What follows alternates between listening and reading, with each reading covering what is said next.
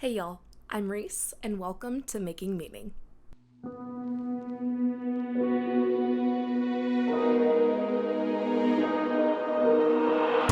This week, I am so excited to share with you my conversation with the wonderful Kelly Kasle. Kelly is a master astrologer, but also studies human design and gene keys to help all of her clients better understand their astrology and themselves. If you have been wanting to get into astrology or any other esoteric methodologies for a while, I think this is a really great entry point.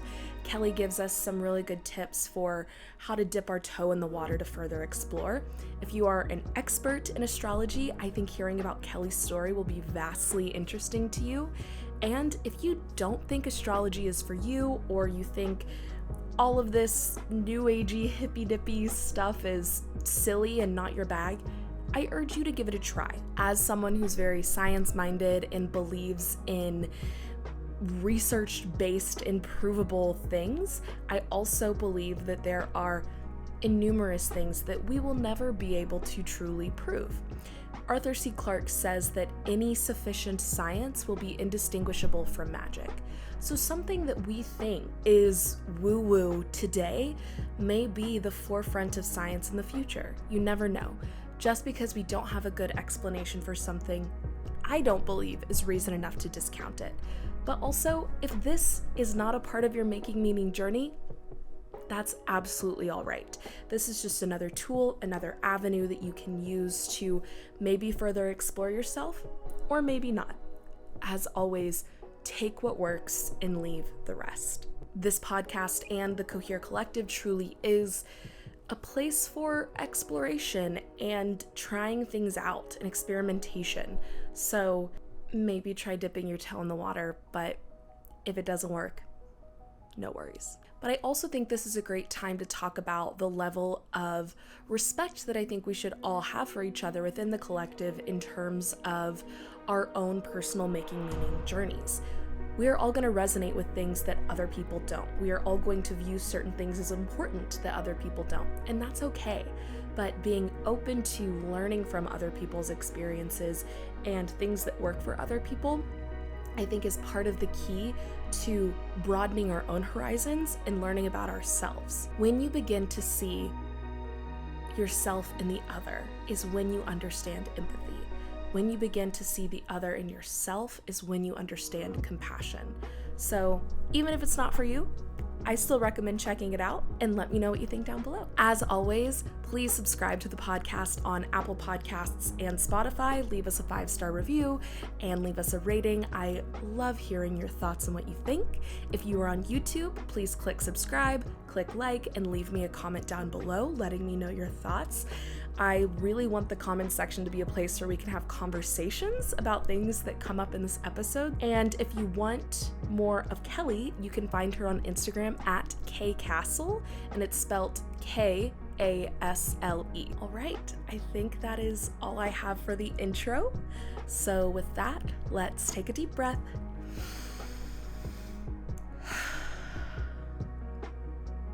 And get started. Well, Kelly, thank you so much for taking the time to drive over here, meet with me, chat with me. I am really so thrilled to have you on the podcast. Thank you so much for having me. Yes, absolutely. So the first question I always like to start with is just what's one thing you're grateful for today? I think it just sets the tone nicely for the rest of our conversation. So whatever comes to mind. Right now, I am very grateful for the Dallas community that I have found since really grounding here in March of 2023. I've been trying to figure out whether I was going to move to Austin or Miami, but once I found a yoga studio here that I loved and a community there, it just blossomed and opened up to this whole other side of this city that I had never experienced before, even after growing up here and going to grad school here. And I'm just so grateful for the people here in Dallas. That's wonderful. Community is so important. And I feel like, too, with like finding a yoga studio specifically, it's like you're starting with that base of something that we all have in common that you can build off of. I love that. And I think also there's a misconception about Dallas because it is like in the heart of Texas, but there's still like the diversity of types of people and types of things that are happening. I feel like I'm always meeting someone new and different and doing something new. Especially right now, because I grew up here, you grew up here. Yes. And I did see and experience the stereotypes that are typical of this For city, sure. right? They do exist. They do exist, yes. There Yeah. is all the old money, and like it's funny because I went to SMU for grad school, but I was in the music school, so I was with all artists and musicians all the time. Right. And I wanted to escape Dallas. Yeah. And so I did. I moved to Los Angeles and I built a career there. But when COVID hit, chose to come back here. And my decision to stay here was because I saw that there is this blossoming of spirituality and these seeds being planted here in Dallas. And I think that a lot of us are actually getting called to this city right now to bring in that energy. Well, and that's such a wonderful segue actually into the second question I always ask, which is, what's your story? So if you want to flash back to the beginning and then take us here. But I love that kind of encapsulation of what brought you to right now, because like you said, we both grew up in Dallas. And when I was deciding where to go to college, I was like, it's either East Coast or West Coast. I'm not staying here. I'm not staying in the Midwest. And then I ended up in Fort Worth. Yeah. Which is like, was totally crazy and not where I ever expected to be. But having returned to Dallas, even though Fort Worth and Dallas are, of course, very close, I have been able to find people that in high school and middle school, I couldn't really find. And of course, part of that is putting myself out there. But I think you're really spot on in that there is something in the air here right now. But I'll toss it back over to you. Anything else you want to add on to what is your story and what has brought you to here in this moment? Definitely. So I grew up here and quickly discovered that I had a talent for playing the bassoon, which for anyone that doesn't know what the bassoon is, it is a very tall, skinny, almost clarinet-looking woodwind instrument, and loved it, loved being in band. I was in the Greater Dallas Youth Orchestra, and when I was considering what to do for college, I had just returned from a youth orchestra tour to China. Whoa! And when I went on that tour, I had this moment of revelation, essentially, in one of the concerts, and realized I could make a living out of doing this. Yeah. And I could actually get to go and travel the world doing something that I love. And so when I applied to college, I applied for both music and chemical engineering because... You said both ends of the spectrum. Yeah.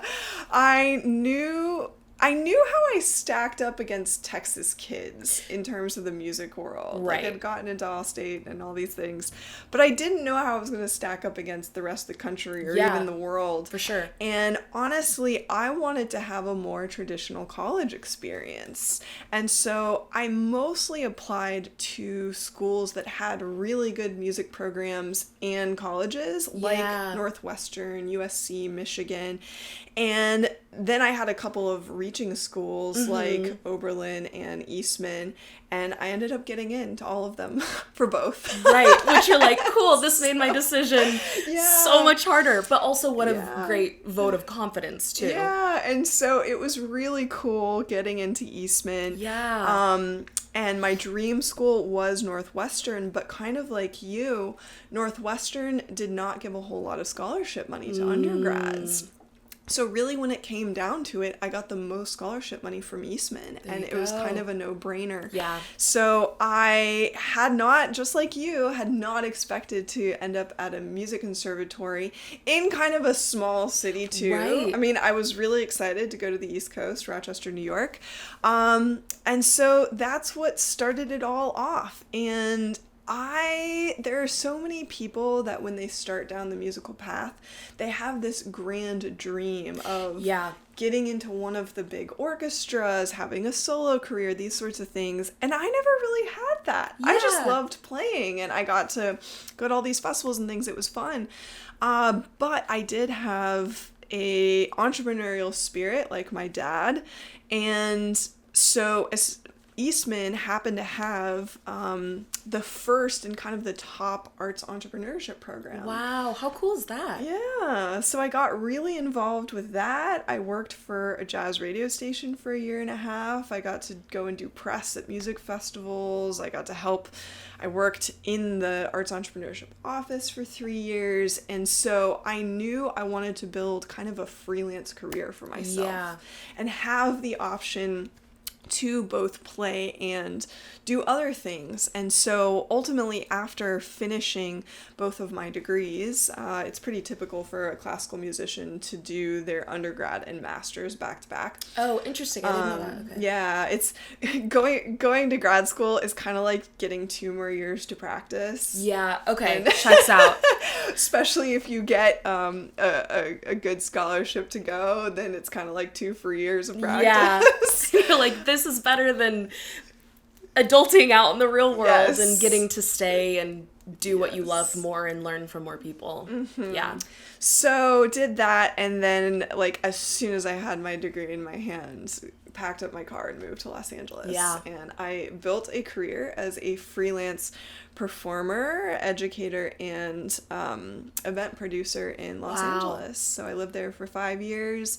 I've produced everything from a 2-week music festival to a little intimate chamber music performance with like 75 people. I've produced music videos. And just living in Los Angeles was a whole lot of fun. And I got to live out my dream, essentially, and do the thing. Right. You're like, I don't want to do even though I feel like a lot of people would look at a music career and say, that's such a non-traditional career, it sounds like there is still a very traditional way to go about doing the classical musician career and life and what that quote-unquote should look like, right? Mm-hmm. So being able to kind of buck that stereotype a little bit, but still embrace the freedom and creativity of choosing and creating your own path, that's really wonderful. Yeah. I love that. So that was really fun, but then of course COVID hit. Yeah. And going into 2020, just life was going so well. I had finally like really built a secure career for myself. Yeah. I was starting to make good money, and all of that went away overnight. Yeah. Especially with events and live performance, like it's rooted in being in person. Yeah. Gone. I still had my students, luckily, who continued to take with me online.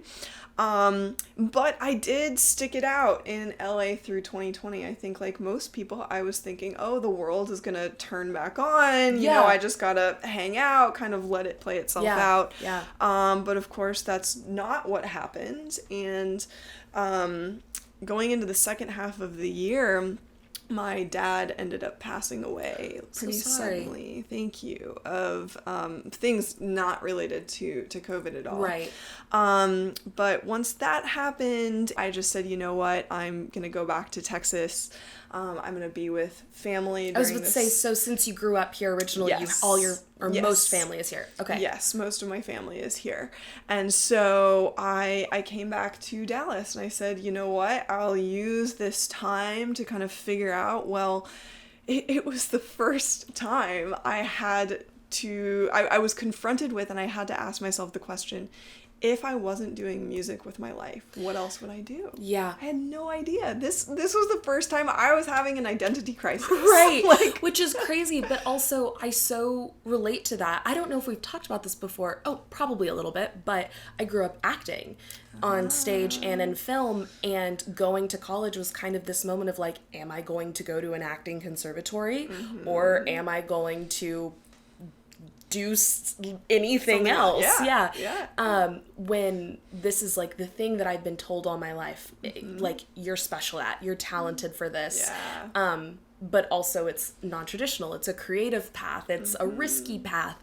And to have to 180 on that, I'm like, when so much of your identity is tied up in one thing, it is so easy for like one string to be pulled and it all crumbles. Goes away. Yeah. And that's where you realize we are multi-dimensional beings, and we have all these different personalities inside of ourselves, different versions that we can express. And so, through all of this though, I had been studying alternative health practices and manifestation and neuroscience for about a decade for fun. That was kind of my hobby in the background.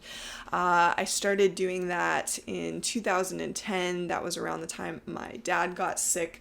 I was also dealing with some of my own health issues. So as a family, we kind of went on this journey together. Yeah. And what started as a journey just to heal our health ailments turned into a spiritual journey. Yeah. Well, they are so interconnected. And I think the more that we see like Eastern medicine practices coming to the West and being more understood, the more and more people are understanding how functional wellness really is this marriage between like the mind, soul, and body, and how do you heal the entirety of this self, not just one slap piece a of Band-Aid on it, right? Yeah, exactly. Yeah, or you look at one organ at a time. Yes, Same thing with medicine. Yeah. And it's funny because when I look back now, even though I moved to Los Angeles for a music career, LA also happens to be the mecca of spirituality in the United States. Yeah. So it's almost like, and this is where you have to develop your trust with the universe, and we truly are in a dance with the universe. Yep. Just like with both you and I in choosing what college to go to. Right. The universe had a much bigger plan for both of us that we couldn't see at that time, but it was nudging us and saying, you're going to be okay. This is the path you really need to go down. Yeah. So being in LA, I really got to explore spirituality. And develop a yoga practice. I got into Kundalini yoga, meditation, sound back, like just all the things. All the things. Yeah. I love it. And so now you're here and you have a blossoming astrology practice, as well as being the in-house astrologer for, I'm assuming, the yoga studio you found, the community jungle. A couple, different places around town. We're kind of figuring out now where the communities that already are open to these things are really excited to start digging into it more. And so we're kind of trying to figure out right now, okay, where are those places? Where are those places? Yeah. Well, and then certainly you start building that traction and it spreads and blooms and gets bigger and bigger. But that is so wonderful. And I think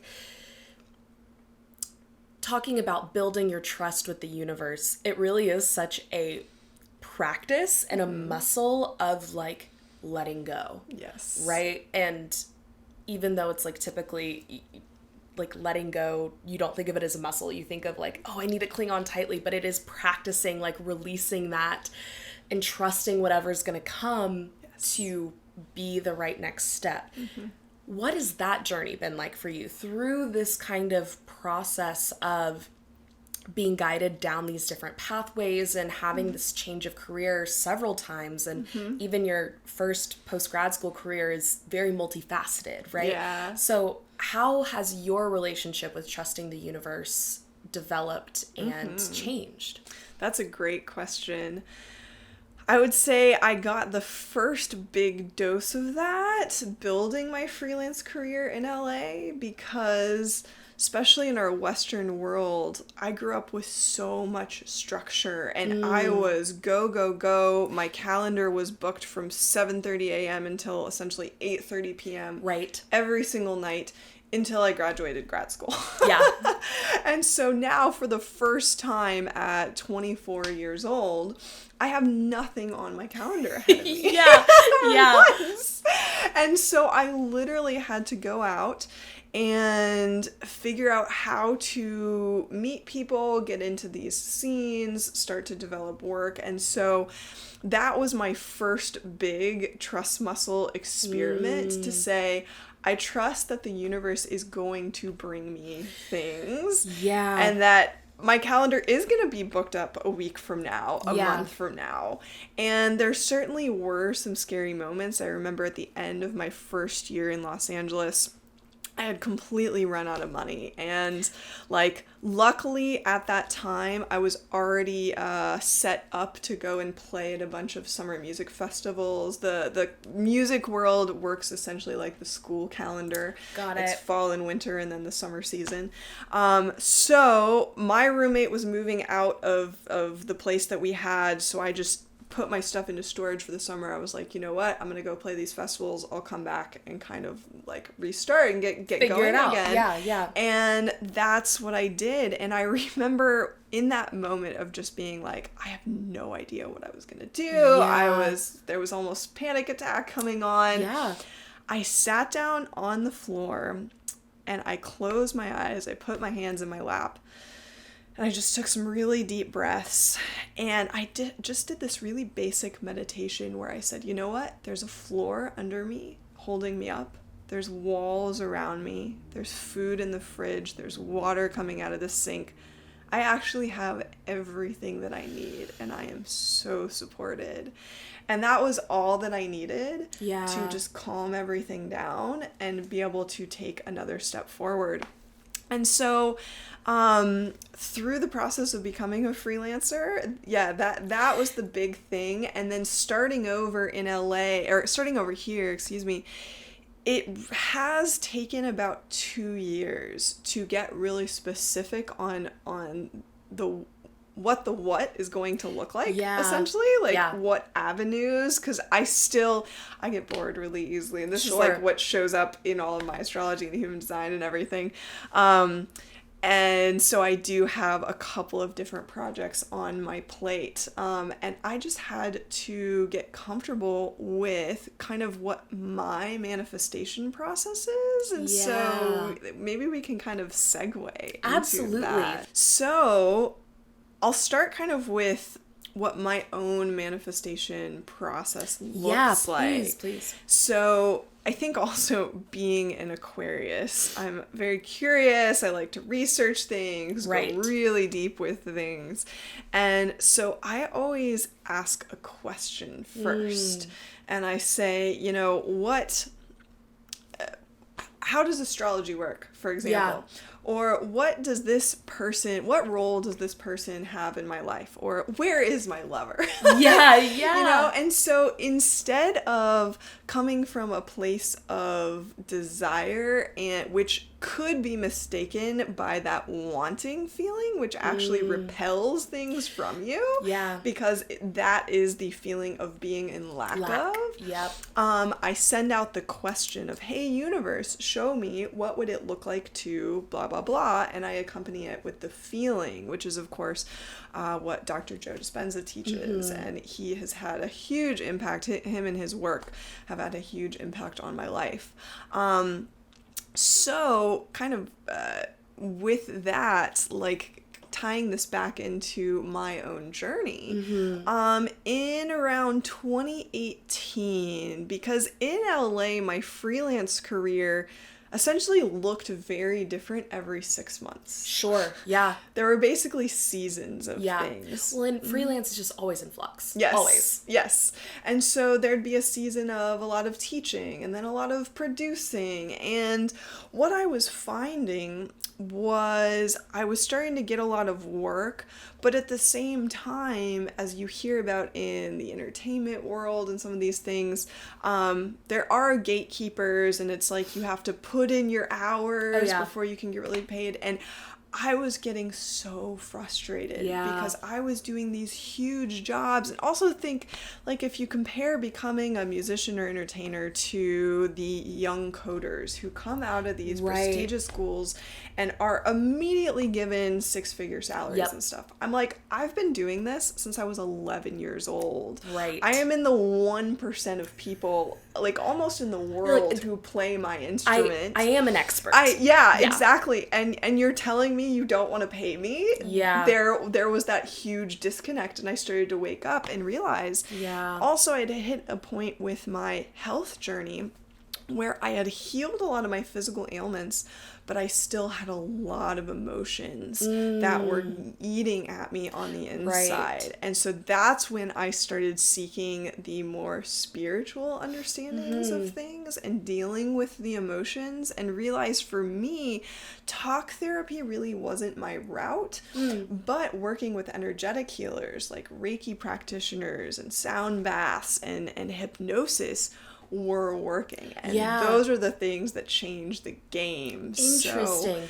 So what made you first want to explore energetic healing? Was it just this search and it was like the next thing to try out? Yeah, I was broken and searching for anything. Yeah. I will try anything. Yeah, I was on the floor crying in my bedroom. I was just asking the universe, like, why are all of these things happening? And why, too, I had grown up in the middle of a really bad divorce, and even watching my dad get so sick. I mean, he was diagnosed with just about stage 4 cancer. Wow. Like, when you are confronted with those magnitudes of obstacles, you start asking more questions. Of course. Well, like, why is this? And if this is too personal, feel free not to answer, but growing up in Texas, was Christianity a part of your spirituality story before, and then there was this bit of deconstruction, I imagine? Just, I don't want to project my own experience by any means, but I know that for me, when these huge obstacles first start coming with people who grew up with religious backgrounds, that big question of why tends to be a huge thing of, actually, there isn't really a good answer for why an omniscient and all-kind God would... Exactly.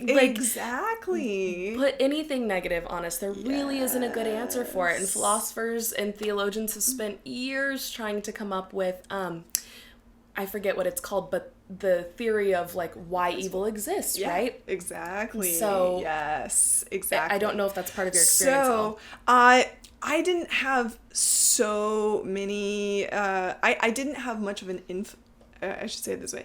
Religion did not have a huge influence on my upbringing. Gotcha. I grew up, my mom was Methodist, my dad was Catholic, so I did First Communion, I was baptized in the Catholic Church. Right. But by the time I was around 9 or 10 years old, my parents really stopped going to church. Going to church. And so, it really didn't have an influence on me. Now, I mean, growing up in Texas, I was surrounded by all the Southern Baptists. Went to church on Wednesdays and went to church on Sundays, and they wanted to help save you. Well, and it's almost impossible, I think, in Texas to avoid religion impacting you at all. Oh, yeah. Even if it's not in your family of origin, it is still the way you are socialized. Oh, yeah. I mean, just when you check out at the grocery store or a shop or something. Have a blessed day. Exactly. Yeah. You're going to hear that everywhere. Oh, yeah. And so it was a huge change going from Texas, moving to upstate New York, where all of a sudden I was surrounded by, especially a lot of atheists, a lot of non-Christians, other religions, and even it kind of shocked me within the music community, because in general, most people in the entertainment world are very left-leaning. Right. And so I had grown up in a very conservative environment. I didn't necessarily establish my own views and stuff on politics as a high schooler. I started kind of exploring that once I was in college. Right. But it was shocking to me that I had met so many musicians who were atheists or didn't believe, because music is such a spiritual practice. I'm so glad you brought that up, too, because one thing that I remember you mentioning that I think is a really powerful, like, key into unlocking some of these synchronicities is you being attracted to music, and music being like a mode of frequency. Yes. In that as you pluck the strings or blow the air or whatever, you are manipulating the energy in the atoms around you to create a new frequency, right? And I have a similar experience with acting where it's like you are engaging in a space with another person in live moment, right? The same way that we're connecting right now is the same energy that you would have in a scene. Yeah. And so it is so interesting where I'm like coming from a religious background now, agnostic question mark, right? It's like a big why. But I still see all of those things as so powerfully connected and a part of the universe and a part of spirituality, to know that there are people who are like, no, music is amazing, art is amazing, but there is no higher power or higher connection. I think that that is fascinating.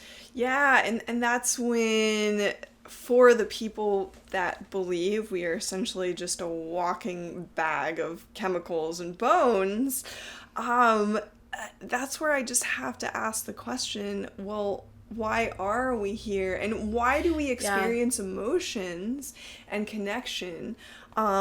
If that's the case, why not go out and create a world where those things don't exist? Yeah, absolutely. 100%. So how do you answer that question? Yeah, so what I found in my journey, and again, kind of going back to that moment where I was having this spiritual awakening. Yes, and going, I know we're kind of jumping around, so thank you for taking us back. Yeah, and going, like, why are all these things happening? And it's like, I was doing everything right on paper, you know? And I was doing what I had been taught were the ways of building a career. Like, I'm a good kid, I'm a good student, I'm a good worker. Exactly. Yeah. And it was just like, something isn't right. And what I learned is that emotions are the root of all illness. And so with that mind, body, soul connection, I really believe we are here to make the connection between those three things. And in my journey on discovering these things, I do believe that there are these universal principles and laws that create this reality. And one of them is the law of polarity. For black to exist, white has to exist. Right. And vice versa. And so in that time period, I think it was like through this guy that I was dating, the book Conversations with God came to me. And again, this is like when you send out those questions, you have to be receptive to the universe sending you messages. I do believe it is always speaking with us. It's always sending us signs. Yeah. And it's going to send you signs in a way that you will fully understand and see. You may think this is insane. Like if I was sitting here and ask a question, I look over and see a book and go, ooh, something's really calling me to that book. Yeah. Or you bump into someone at the grocery store and they say something, it just sparks something. Yes. Those sorts of things. The universe is always sending you the answers. And my answer came in the form of this book, Conversations with God, that laid out all of these principles, like polarity, like what is good and evil really? Right. Why are we here? And I'm going to leave some of those answers for people to go and explore. Absolutely. Because I highly, highly recommend this book. Like, for anyone that's kind of at the beginning of their spiritual development or journey, this is always the book that I gives you like a smorgasbord of all of the questions. Yeah. And so that book helped me to see and understand that, especially with the childhood that I grew up in, I was just harboring all of these emotions. Yeah. And I even did this breathwork journey once, where the vision started me in 8th grade. I had a really close best friend that got a really serious case of Lyme for a long, long time. And it took me from there, and it went back until I was maybe 2 or 3 years old.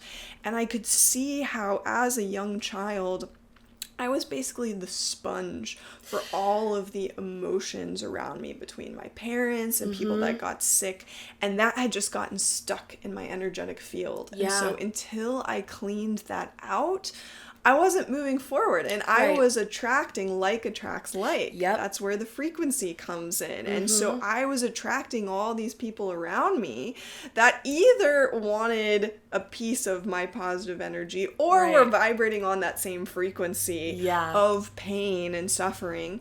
And so I had to get that stuff out. And as Yeah. soon as I started doing these practices, for me especially Kundalini yoga, like my whole reality just shifted. I Wow. didn't actually do anything externally. Yeah. It was just from practicing Kundalini yoga. The jobs that no longer aligned just fell away. Right. New people came in.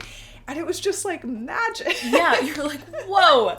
When Yeah. you start paying attention to it, and it's almost like such a rudimentary example, but it's like whatever you're watering will grow. Yes. And whatever you're now taking water away from, it will wither away. You don't have to do anything else besides the attention you're paying it and the energy you're feeding it. Yes. It'll take care of itself. Yes. Yeah, very Yeah. much so. Wow. So amazing, energetic journey. And of course, now you're involved in all of this metaphysical, spiritual work here. Shifting gears just a smidge, when did astrology and later on human design really come into the picture as a mode of understanding self, understanding other, and continuing this work? So, as I had mentioned, in Los Angeles, I had already gotten into the energetic work and especially a lot of the neuroscience work. So studying the conscious mind and the subconscious mind. And around the time, this program called To Be Magnetic, created by a woman named Lacey Phillips, was becoming really popular. So I did that program at that time, was seeing great results. But when COVID hit, and again, this was the moment of just, oh my God, like, I won't curse sitting here, but like, it was You just are like, allowed to, oh you'd my like to. God. Yeah. Like with my dad dying, losing Yeah. my career. And so I was just like, this is a moment I can't explain with any of this work that I've done thus far, with all of these things hitting at the exact same time. This is on a higher level. This isn't subconscious programming stuff. Right. I did not subconsciously manifest a plandemic Yeah. and my dad dying. Right, all at the same time. Yeah, Yeah. exactly. And so that's, again, when I went searching for answers. Why? Why Yeah. is this happening? And I had been following, again, like through listening to podcasts and Yes, stuff, I yeah. came across this guy named David Palmer, the Leo King. And he had a very popular Monday night YouTube show called Deep Love Tarot that I would tune into, and it was just really fun to start getting into it. I was kind of like, this astrology stuff is interesting. Yeah. And he had in 2017 predicted a plague coming in 2020, and he was warning everyone that you guys, you can't even imagine how much the world is about to change. That's crazy. And then it happened. Yeah. And all yeah. of his predictions started coming true. And me, again, you have to remember, like, I could have gone to school for chemical engineering. Right. I have a science logical research brain. Yes. Yeah. And even growing up as a musician, I mean, it's been well studied and documented that, especially if you start music from a young age, it's one of the few activities that equally uses and develops both sides of the brain. Yes. So the communication between the two, yes, too, right? Yes, exactly. So now I had all of this free time. Yeah.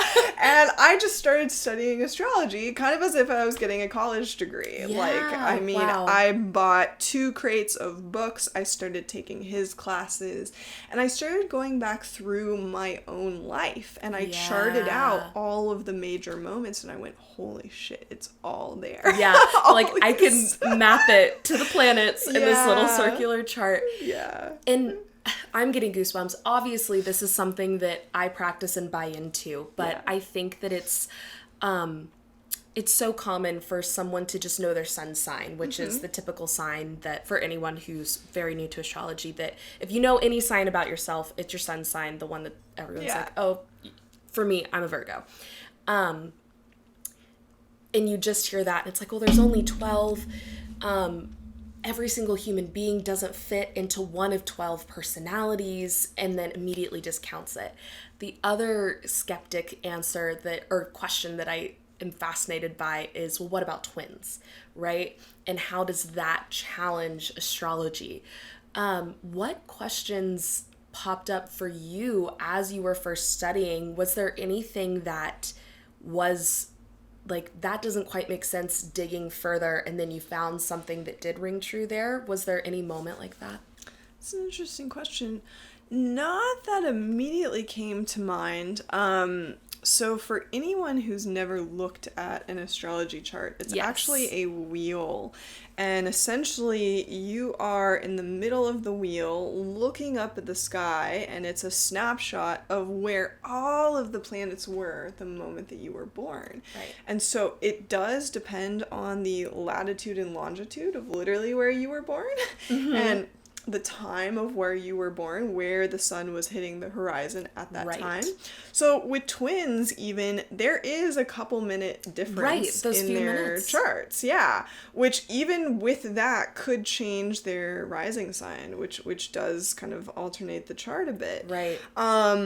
And it's interesting. Yeah, I haven't had any twin clients yet to more explore that. That'll be interesting whenever it does come up into my purview. Yeah, that's always been my answer, though. I'm like, well, the precise time actually is super important, and something that doesn't feel like it can impact it right now. Like, as you're exploring the cycle and different reflections, a tiny shift or change or a slight degree change of something really can make an impact when you're reading it scientifically, logically. Yes. And so the practice of astrology, it mirrors music so well. And it's funny, I kind of tell people now that it's almost like I have gone through Plato's Mystery School, because I became a musician. I went to school for music. While I was in music school, I worked on a math minor because I loved math and science. I needed something to balance out my brain being at a music conservatory. Right. So I do have a high degree of math knowledge. And then I got into this astrology thing, which, like, those are the three foundations of Plato's school. And I saw that each language is just a mirror of the other, just with different symbols and terminology. And so it was very easy for me to understand astrology once I started putting together all the pieces and the layers. It's very similar to music. First, you have to learn what each of the notes is. You have to learn, like, what's a half note, what's a quarter note. And once you learn what the things are, then you can put it all together and create an analysis.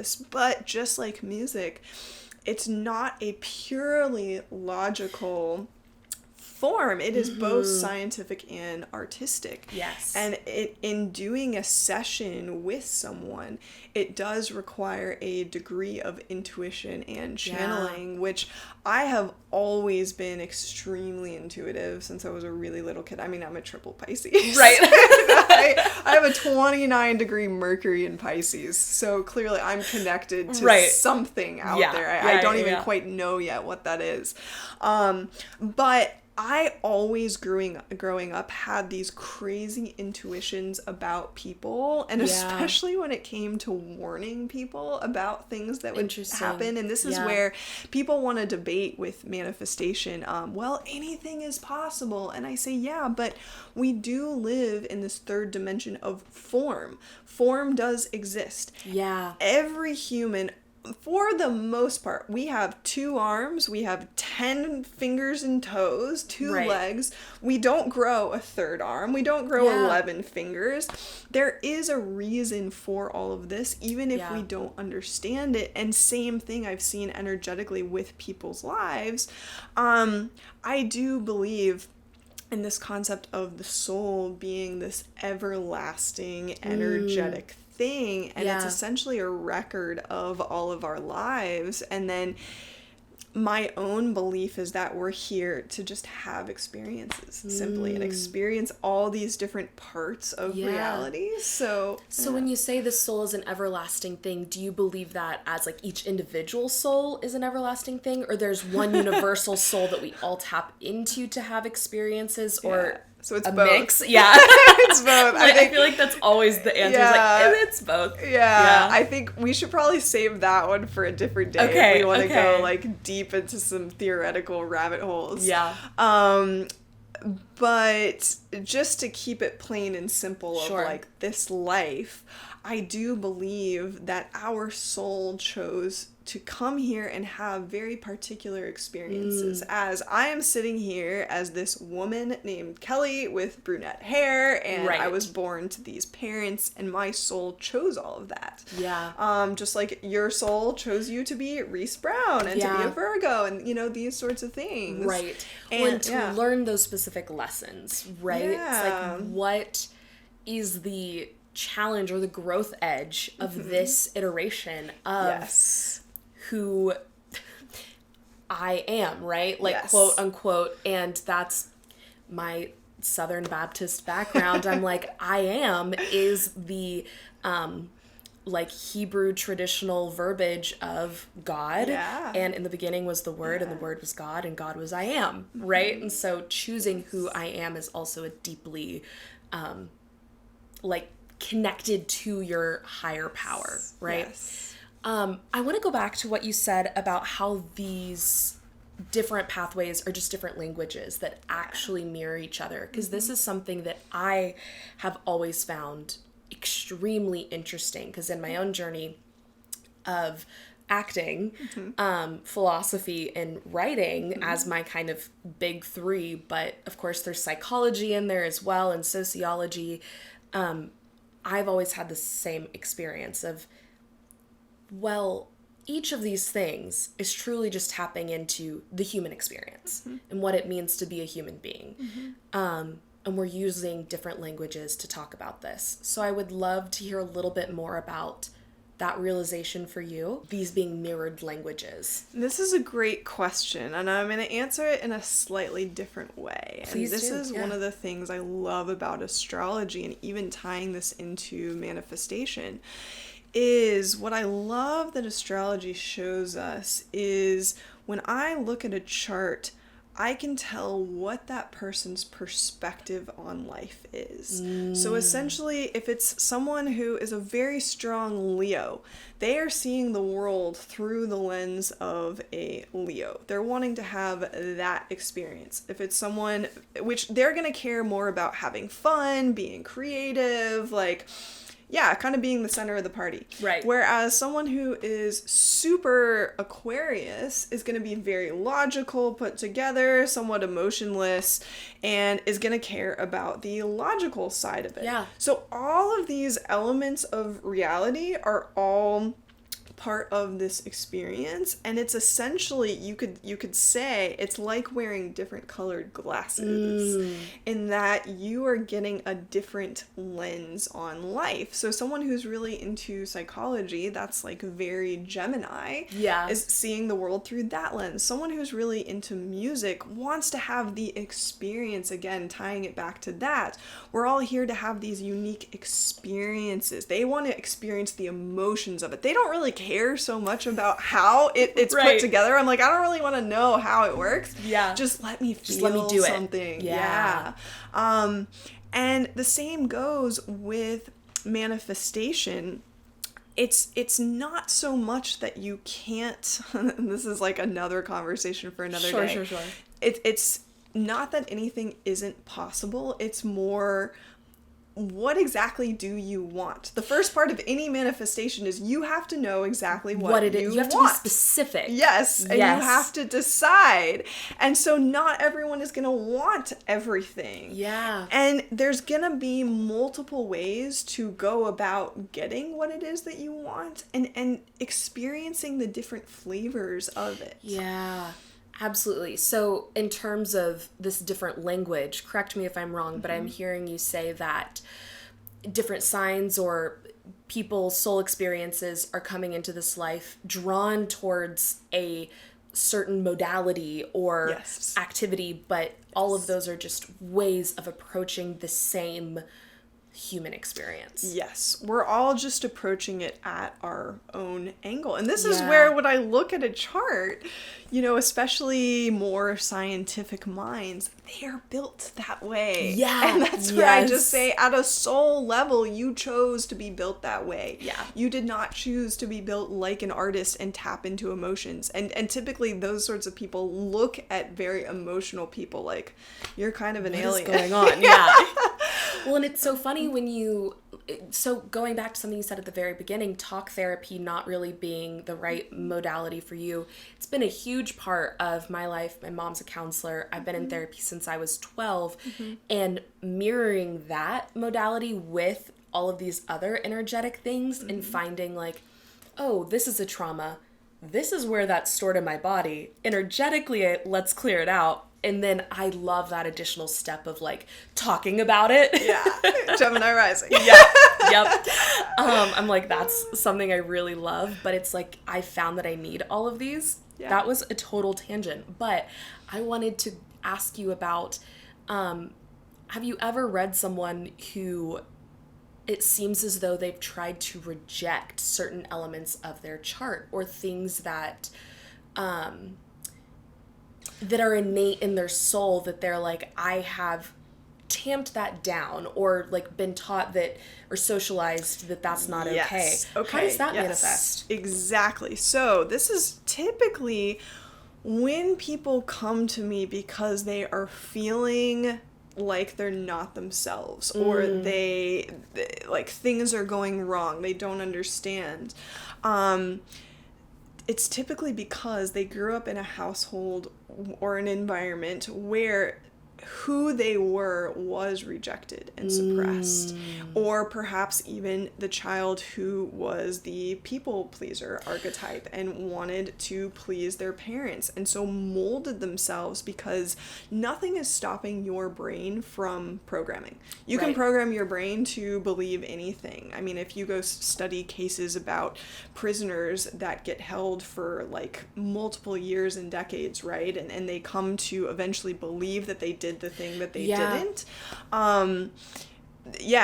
Society's powers that be have figured out how to program people. So, but people typically hit this crisis point where they know at a soul level they can't keep going on like that. And actually their soul is like urging them, please, you have to get back towards your path. But with that as well,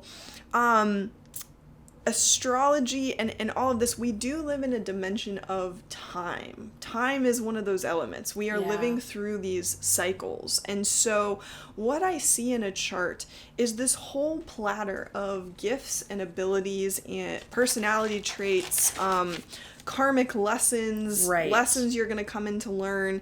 And they don't all hit at once. They hit over points of time. And so I will see things in a person's chart that upon talking to them, they just haven't discovered or developed yet. Or with each thing again, with polarity existing, with every element of a chart in our own personalities, there is a higher expression of that personality trait and a lower expression of that personality trait. You can learn to be more responsive and calm and learn to communicate in an effective way, or you can learn to communicate and react, you know, in a very detrimental way to yourself and those around you.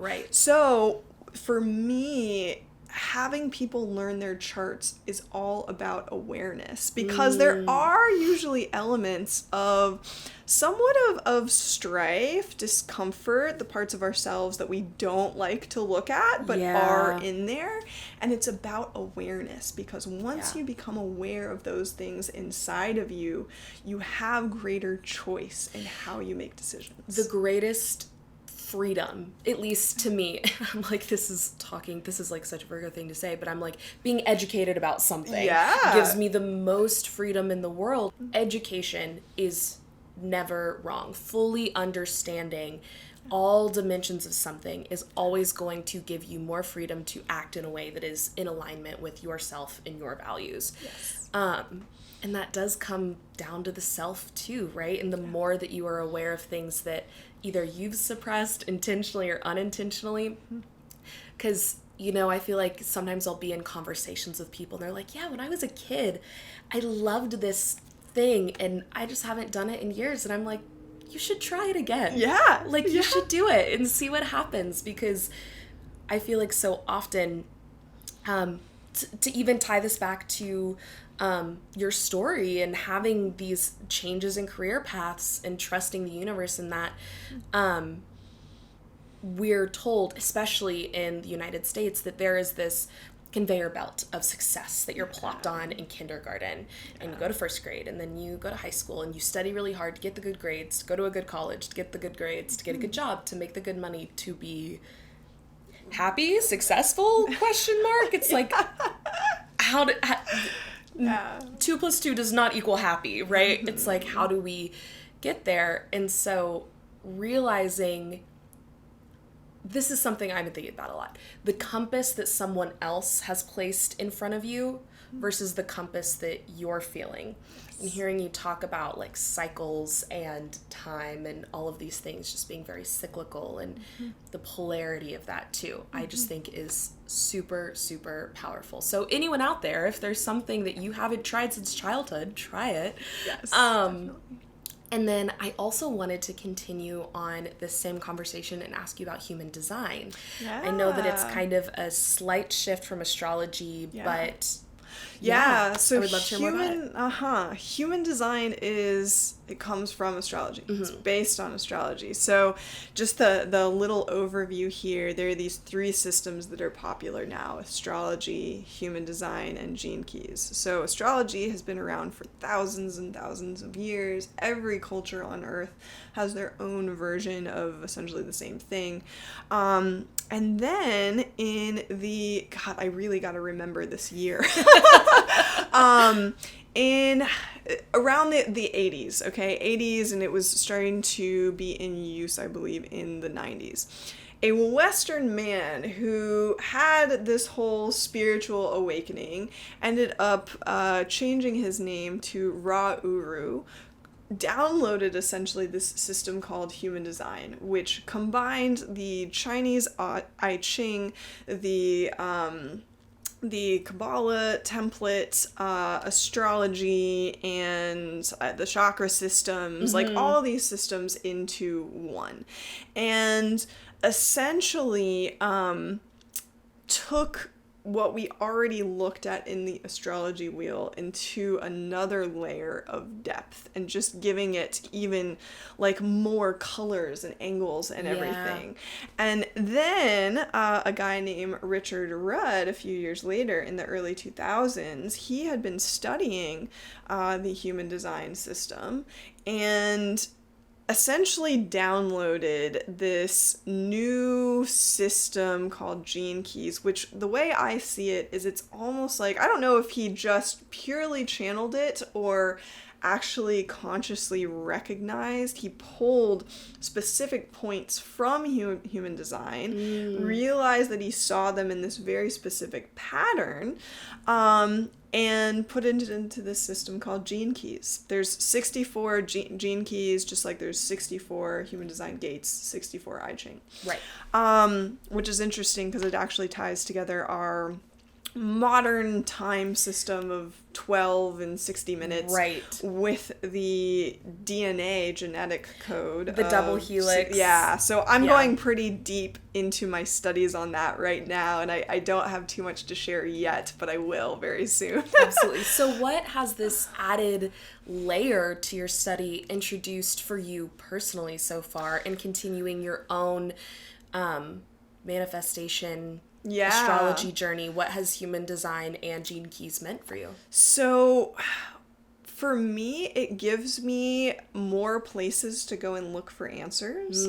It shows me even deeper levels of myself. Like when there's been something that I still haven't quite understood in my astrology chart, I go and start digging into my human design chart and I go, oh my gosh, there it is. Okay, because Gotcha. it goes into further detail. Now, the big few things that anyone can go and look up in their human design, which they can go and learn some things about themselves immediately, is their profile type and authority, and what kind of manifestor they are. If they're specific, non-specific, you look up if one of your types, if you are a manifestor, a generator, a reflector, a projector, and just your number, your profile. So if you're a 6-1 or a 3-5 or a 2-4, whatever, those you can quickly and easily see how you are naturally built to communicate with the universe. That's what human design has become very popular for, and how you go about moving, responding, reaching out to people. Yeah. So I recommend they go and look at that. But if you're doing some really serious, deep self-reflection, that's where I say, okay, go pull up your Gene Keys chart. And all you really have to do, that system was designed so beautifully to be a contemplative practice. So go and read your first bubble, the life's work bubble. Go and read Richard Rudd's, beautifully written, he's a gorgeous writer, his little synopsis on that gene key, and then reflect on how that shows up in your life. Because all of the signs and all of the keys end up showing up in our life at one point or another. Not all the time, though. Right. But there will be times where you'll be kind of wondering, what is my relationship to blah, blah, blah. Right. And that's where you're going to download the insights. There you go. I love that. And I love having this extra layer of answers to find, like the way that you phrase that, because like you said, you love asking questions and asking the why. And in, you know this as well, entrepreneurship and innovation, you have the why deconstruction, where it's like you ask why, then you ask why, then you ask why again, to get all the way down. And it's like that has just been like, it unlocks so many things in the business world, in the creative world, but also, again, different languages to connect back to the human experience, right? So it's like all of these things having that similar relationship to questioning and searching for answers. I love that. So to round out our conversation, one last question I want to ask in terms of making meaning. It sounds, at least to me, again, don't let me project anything onto you, but a lot of your journey has been about discovering and asking and letting those insights arise, as opposed to, manipulating sounds like a negative word, but like going in and like physically manipulating something. How, describe more of how that making of meaning feels for you. Yeah. So once I learned my astrology and human design charts, even gene keys, I mean, it all made sense. It was just all there. And I am I'm a triple Pisces in the 9th house, with which 9th house has to do with exploring, adventure, higher education. It's like, no wonder I love school. I love studying. Like, I love exploring, adventure. My purpose in my gene keys is literally adventure and boundlessness. So that's a part of it. I'm also a triple Aquarius in the 8th house, which is going really deep and finding the deep meanings of things. Root cause. And and Aquarius is like finding out basically everything you can about the subject, going into the future to pull back essentially things that you're going to see and use in the future into this time period, getting really technical with it. So there's that element of it too. So for me, and having a lot of fixed energy in my chart, I've always just known exactly who I am. I haven't ever had too many questions, or like I was never a super self-conscious person about being me. Yeah. And so people would ask me all the time, why are you the way you are? I got asked that all the time, and I could never answer that question. I'm like, I don't know. I'm just me, and I do me. I got a lot of pushback for it, too. Sure. Because people would want to project on, no, you should do this. You should do that. I'd be like, no, I'm here to do me. Yeah. I am who I am. Yeah. And I really was built to be the person to kind of trigger people in a way, to, like, that Aquarius energy is seeing beyond the future. And so you're going to go and do something very strange that people are like, what are you doing and why are you doing it? I'm like, I don't quite know, but I just know that trust it. Yeah, exactly. Yeah. So that's just kind of been my experience of like, I am going to do me no matter what, no matter what pushback I have, and just keep going on the journey. I think that is so beautiful. And I also think serves as such a great reminder, because I deeply believe that everyone was born with some sense of I am who I am, right? And again, connecting back to the great I am, however you define that for you, whatever higher power that looks like, however you connect to the universe. But through the process of living, walls are thrown up, and it's easier for some than others to stay connected to that, right? So what a beautiful reminder that everyone has that there, that they can root back to. Second to last question. These are the final two, just to round it out. One, is there anything we missed, anything in light of the conversation that you want to clarify, go back on, throw something else out there? Anything at all? I think this was a really fun conversation today, and there's a few other tangents and rabbit holes we could go down in the future if you like, but I'll leave those for another day. Absolutely. I love it. And then final question, what is one word that you would use to describe how you feel right now? Gratitude. Gratitude. I love that. Yeah, thank you so much. I'm very grateful to you, and we are doing this the day after the new moon in Virgo.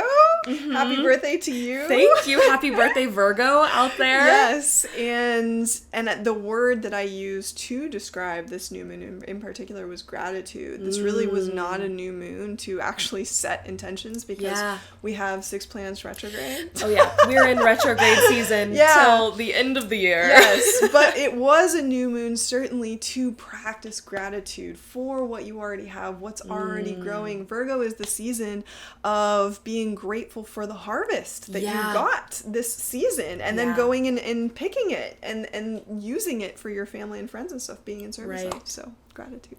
Thank you so much for sharing your time, your energy, your wisdom, and expertise with me, with the listeners. I am so thankful. So thank you so much for being here. Thank you, Reese. Thank you all so very much for being here today and listening to this conversation with the wonderful Kelly. She truly is so informed about a vast array of things. I'm so fortunate to have had her on the podcast and be able to share this conversation with y'all. If you want more of Kelly, you can find her on Instagram at Kasle, spelled Kasle.